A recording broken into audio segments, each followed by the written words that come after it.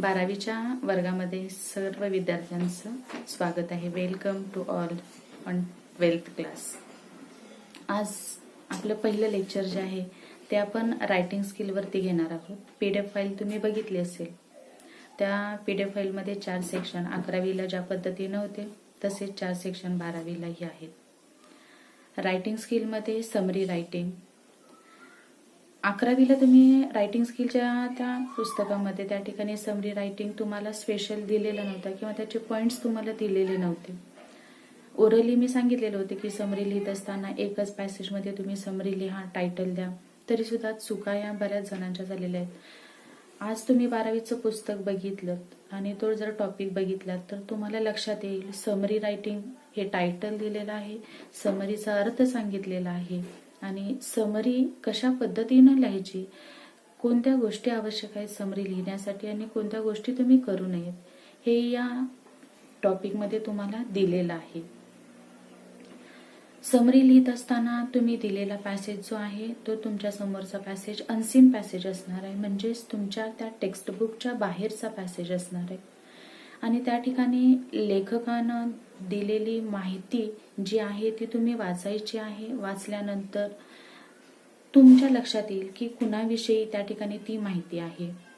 तेव्हा तुम्ही स्वतःलाच प्रश्न विचारायचे की हा जो पॅसेज आहे तो कुणाविषयी आहे, कोणाविषयी लिहिलेला आहे, काय सांगितलेलं आहे त्याच्यामध्ये आणि कशा पद्धतीनं ती घटना घडत गेलेली आहे.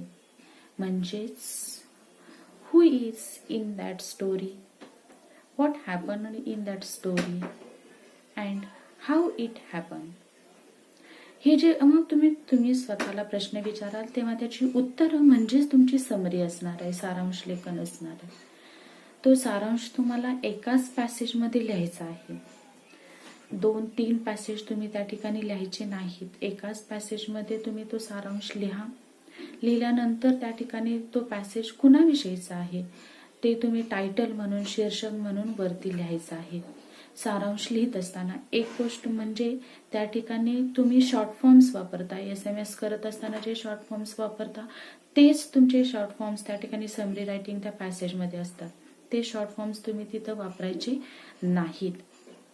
त्याचबरोबर पॅसेजमध्ये दिलेले एक्झाम्पल्स आहेत तेही एक्झाम्पल्स तुम्ही तिथं लिहायचं नाही.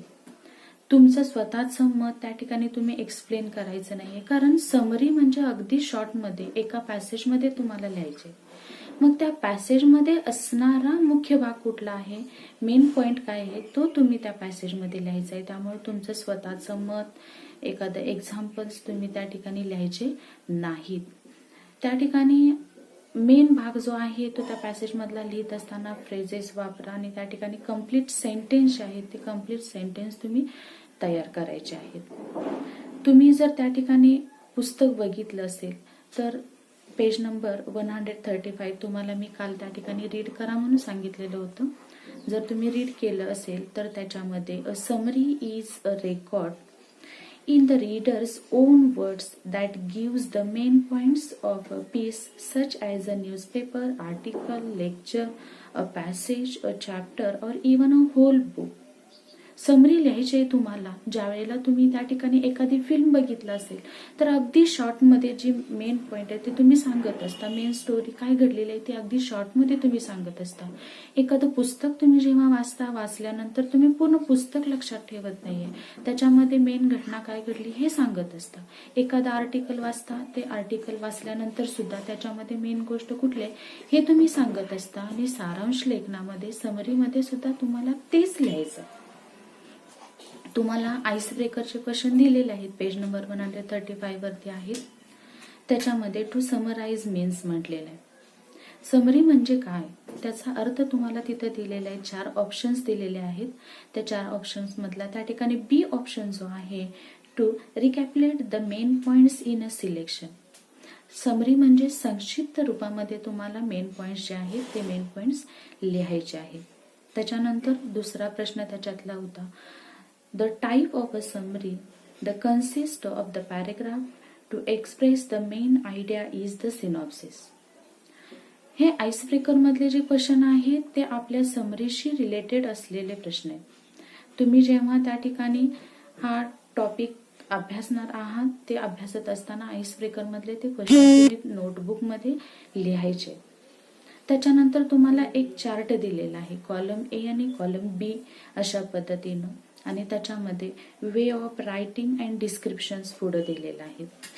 त्याच्यामध्ये त्या ठिकाणी वेज ऑफ रायटिंग मध्ये summarising, paraphrasing, press writing, quoting, editing and gist writing हे 6 वेज तुम्हाला दिलेले आहेत आणि त्याचं डिस्क्रिप्शन जे आहे ते डिस्क्रिप्शन तुम्हाला पुढं दिलेलं आहे. समरायझिंग म्हणजे काय आहे, सारांश लेखन करायचं आहे. मग ते करत असताना त्या ठिकाणी डिस्क्रिप्शन मध्ये तुम्हाला दिलेलं आहे. डिस्क्रिप्शन जे आहे it includes the most essential part of the crux of the matter. Summary म्हणजेच तुम्हाला मेन पॉइंट जो आहे तो फक्त त्याच्यामध्ये कव्हर करायचा आहे.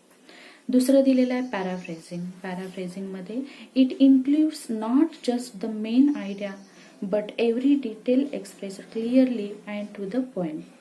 पॅराफ्रेझिंग मध्ये येणार आहे. पॅराफ्रेझिंग मध्ये त्या ठिकाणी पूर्ण ट्रान्सलेशन असतं आणि ते ट्रान्सलेशन त्या ठिकाणी डिटेलमध्ये दिलेलं असतं पॅराफ्रेझिंग मध्ये. प्रेस रायटिंग मीन्स त्या ठिकाणी ब्रीफ, अगदी शॉर्टमध्ये त्या ठिकाणी ते रायटिंग येणार आहे. त्याच्यासाठी description it includes taking border segment of the source and the condensing it slightly. हा ऑप्शन जो आहे तो येणार आहे. त्याच्यानंतर चौथं वेज ऑफ रायटिंग मध्ये quoting. It must be identical and the original and match the document word by word. हे जे आहे डिस्क्रिप्शन ते येणार आहे. त्याच्यानंतर पाचवं जे आहे एडिटिंग. एडिटिंग मध्ये डिस्क्रिप्शन तुम्हाला दिले. It includes selection of proper lines from the given text for correction, condensation and the organisation. And last but not the least, gist writing. Gist writing, it includes main ideas into own words.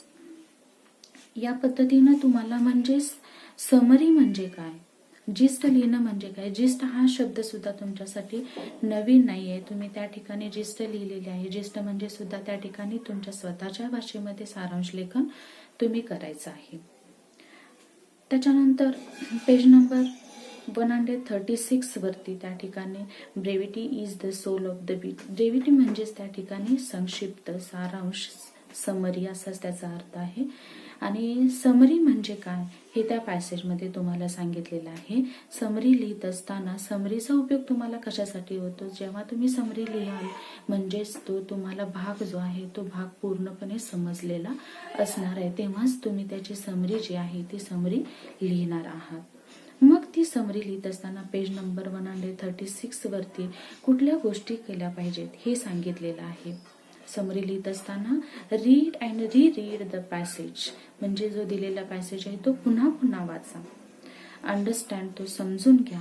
Read the instructions, सूचना तुम्ही लक्षात घ्यायच्यात. मी सुरुवातीलाच तुम्हाला सांगितले summary लिहित असताना कोणत्या गोष्टी महत्वाच्या आहेत. Find exactly what you need to summarise. Identify the main idea through the process of the asking questions म्हटलेलं आहे. क्वेश्चन्स विचारायचे म्हणजे काय करायचं आहे, तुम्हाला मी सांगितलेलं आहे की तो पॅसेज कोणाविषयीचा आहे, काय सांगितलेलं आहे आणि कशा पद्धतीनं तो त्या ठिकाणी ट्रान्सलेट केलेला आहे किंवा एक्सप्लेन केलेला आहे, डिटेल्स दिलेले आहेत, ते तुम्ही त्या पॅसेजमध्ये वाचून ते प्रश्न विचारा, म्हणजे तुमची समरी तिथं तयार होणार आहे. From short sentence on your on. त्या ठिकाणी मोठे सेंटेन्स असतील त्या पॅसेजमध्ये तुम्ही ते शॉर्ट करायचे आहेत आणि त्या ठिकाणी समरी तयार करा. Connect the sentence using linkers. Linkers हा शब्द सुद्धा त्या ठिकाणी नवीन आहे. लिंकर्स हे आपण त्या ठिकाणी 11वीला ड्रामा शिकलो, त्या ड्रामामध्ये त्या ठिकाणी लिंकर्स हा शब्द आपण अभ्यासलेला आहोत. लिंकर्स जे आहे ते वाक्य जोडण्यासाठी आपण त्या ठिकाणी वापरायचे आहेत. Remove the redundant words and sentence from the sentence. Omit the details. Avoid your own interpretation. स्वतःचे इंटरप्रिटेशन समरीच्या प्रश्नामध्ये द्यायचं नाही. फक्त त्या पॅसेजमध्ये जे तुम्हाला सांगितलेलं आहे ती समरी जी आहे ते अगदी शॉर्ट मेन पॉइंट्स जे आहेत ते तुम्ही तिथं लिहायचं आहे. आणि कोणत्या गोष्टी करायच्या नाहीत हेही तिथं तुम्हाला दिलेलं आहे. त्याच्यामध्ये त्या ठिकाणी तुमचं मत, तुमचं ओपिनियन ऍड करायचं नाही. कोणतेही कमेंट तुम्ही तिथे रायटरच्या विचारांवरती, रायटरच्या थॉटवरती कुठलेही कमेंट तुम्ही द्यायचे नाहीत. कुठलेही एक्झाम्पल्स तुम्ही तिथे द्यायचं नाही.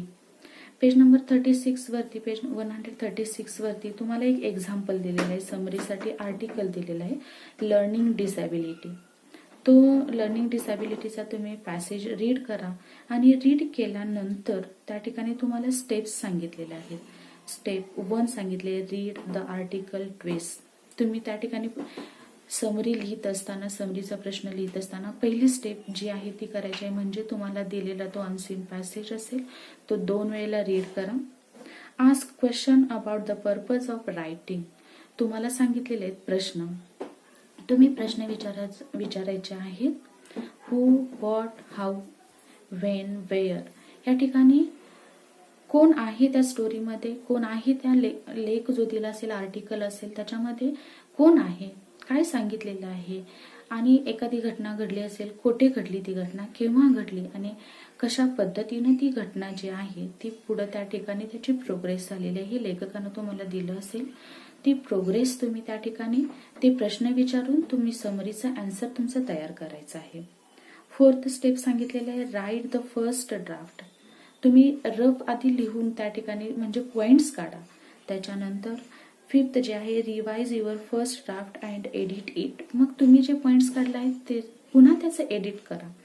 आणि 6वा point, write the final draft. आणि शेवटी 6वी स्टेप जी आहे ती 6व्या स्टेपमध्ये तुम्ही तुमची समरी तयार करायची आहे. या ठिकाणी learning disability handle with care हे टायटल दिलेलं आहे. तुम्ही तो पॅसेज रीड करा आणि रीड केल्यानंतर जे स्टेप्स सांगितलेले आहेत त्या स्टेप्समध्ये तुम्ही त्या ठिकाणी पॉइंट्स तयार करा आणि तुम्हाला तुमची समरी मिळेल. त्याच्यानंतर ब्रेनस्टॉर्मिंगमध्येही तुम्हाला एक पॅसेज दिलेला आहे आणि हे 6 स्टेप्स जे आहेत ते 6 स्टेप्स वापरून तुम्ही त्या ठिकाणी समरी लिहायची. पहिली स्टेप, तुम्ही त्या ठिकाणी तो पॅसेज 2 वेळा रीड करा. रीड केल्यानंतर मी सांगितलं त्या पद्धतीनं 5 प्रश्न जे आहेत ते 5 प्रश्न तुम्ही स्वतःला विचारा. विचारल्यानंतर तुमचा एक शॉर्ट त्या ठिकाणी ड्राफ्ट तयार होईल, तुमचे नोट्स तयार होतील आणि तेच नोट्स पुन्हा त्या ठिकाणी तुम्ही रीड केलात आणि पुन्हा त्या ठिकाणी छोटे छोटे सेंटेन्स तुम्ही तयार केलात तर तुमचा शेवट त्या ठिकाणी समरीचा एक पॅसेज तयार होईल. समरीचा प्रश्न 3 मार्कांसाठी आहे. एकच पॅसेज लिहायचा आहे. शॉर्ट फॉर्म्स जे आहे ते शॉर्ट फॉर्म्स वापरायचे नाहीत. एक्झाम्पल्स त्याच्यामध्ये लिहायचं नाही. तुमचं स्वतःचं मत त्याच्यामध्ये लिहायचं नाहीये. फक्त लिहित असताना एक काळजी घ्यायची आहे, मेन आयडिया जी आहे ती main idea to the point तुम्ही त्या ठिकाणी सांगायची आहे. आणि याच्यामध्ये त्या ठिकाणी जेव्हा तुम्ही समरीची प्रॅक्टिस कराल, प्रॅक्टिस केल्यानंतरच तुम्ही हा समरीचा प्रश्न जो आहे तो तुम्ही लिहू शकणार आहात. आणि त्याच्यासाठीच त्या ठिकाणी तुम्ही काही या ठिकाणी सांगणार आहे समरी लिहित असताना कशा पद्धतीने त्या ठिकाणी तुम्ही समरी ती लिहायची. समरीमध्ये टायटल द्यायचंच आहे. टायटलसाठी मार्क असू देत किंवा नसू देत, पण टायटल दिल्यानंतर लक्षात येईल की तो पॅसेज तुम्हाला समजलेला आहे, कशाविषयीचा तो पॅसेज आहे हे. त्या स्टेप्सनुसार तुम्ही नोट्स तयार करा आणि त्या ठिकाणी पॅसेज लिहित असताना वर्ड लिमिट जे आहे ते वर्ड लिमिट सुद्धा तुम्ही लक्षात ठेवायचं आहे. सेंटेन्स, कंप्लीट सेंटेन्स तयार करायचे आहेत. लिंकर्स तुम्ही वापरा आणि वाक्य त्या ठिकाणी तुम्ही जोडायचे आहेत. तुम्ही 5 प्रश्न विचारायचे. Who was in the story? This is the first question. Second question, what happen in the story? हा सेकंड क्वेश्चन असेल. थर्ड क्वेश्चन जो असणार आहे तुमचा, when it happen and why it happen is the fourth question. And fifth question is the how it happen. हे प्रश्न विचारा म्हणजे तुमची समरी या ठिकाणी तयार होईल आणि तुमचा समरीचा तो पॅसेजही तुम्हाला तयार होणार आहे. अगदी सोपाच आज आपण पहिला टॉपिक घेतलेला आहे समरी रायटिंगचा.